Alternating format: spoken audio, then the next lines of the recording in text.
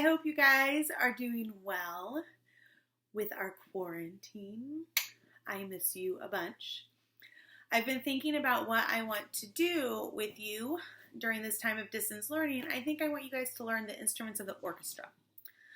So today I'm going to read you this book, The Remarkable Farkle McBride. And then in the playlist on my YouTube channel, there's a video called George Meets the Orchestra. And after we read this book, I want you to watch that video to learn more about the instruments in the orchestra. And then we will follow up with some other kind of activity later this week. So, The Remarkable Farkle McBride. Oh, pity the prodigy Farkle McBride. No matter what instrument poor Farkle tried, whether strumming or blowing or drumming or bowing, his musical passions were unsatisfied. When Farkle McBride was a 3-year-old tyke, all freckly, bony, and thin, he astonished his friends and his family alike by playing superb violin. He went reedly-deedly-deedly-dee with all of the strings at his side. Reedly-deedly-deedly-dee, the remarkable Farkle McBride. But when he was 4, Farkle played it no more, in spite of his parents' beseeching. He shattered the records he used to adore, he smashed up his rosin, ripped up every score. He threw his fiddle and bow to the living room floor, as he shouted, "Enough of your screeching!" When Farkle was 5, his melodical gift once again bore rhapsodical fruit. The woodwinds inspired his spirit to lift, and he rapidly mastered the flute. He went rootily-tootily-tootily-too, with all of the winds at his side. Rootily-tootily-tootily-too, the remarkable Farkle McBride. But at 6, Farkle flung his flute into the lake, notwithstanding its lyrical trill. He stamped on the dock till you think it would break. "That's it," he exclaimed, "I've had all I can take. That tootling gave me a brutal headache. It's so wimpy and whiny and shrill."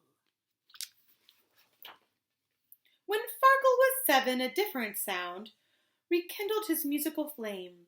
He became the most expert trombonist around, and the boulevards buzzed with his name.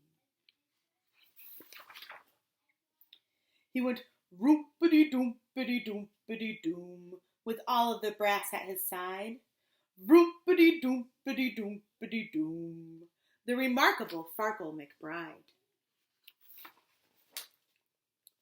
But at 8 he declared to his parents' despair, and as everyone else might have guessed, "I can't stand the trombone with its blat and its blare. That racket is more than my eardrums can bear. So return it or throw it away, I don't care. I despise it just like all of the rest." When Farkle was 9, both his father and Mum were bursting with pride and affection. For Farkle learned xylophone, cymbal, and drum, the entire percussionist section. He went boom, bash, clang-a-ma-clash, all the clamor that he could provide. Tickly, bing-bong, bumpity-crash, the remarkable Farkle McBride. But soon he fell prey to his usual gloom, despite all the praise and the flattery.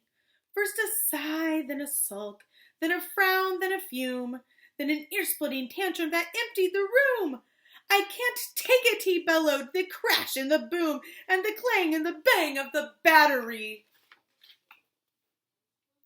Poor Farkle at 10, however so renowned, reached the end of his musical tether, but then he discovered his favorite sound: musicians all playing together.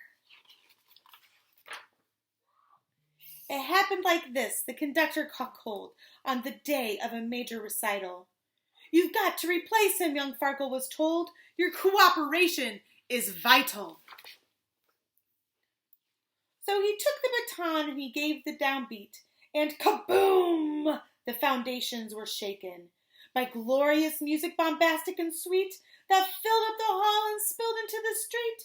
Music that brought the whole crowd to its feet from the instruments he had forsaken. They went reetily, rootily, roopity, bang! Bravo, the spectators cried.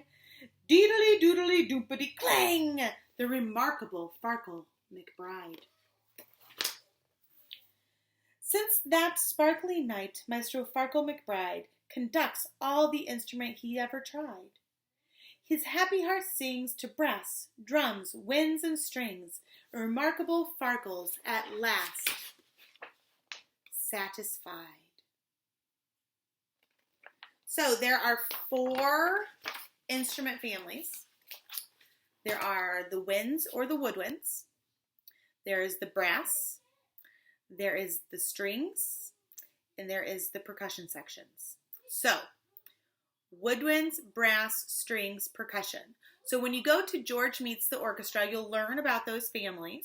And what I want you to do is to find one instrument that you think is super interesting and do a little research on it. Go on YouTube. If you choose the cello, you can type in cello music or who plays the cello, or you can look online for famous cello players and then watch a video. But I would like you to do some research on an instrument from an instrument family. So I'll have more about the families of the instruments later this week. Talk to you later. Bye.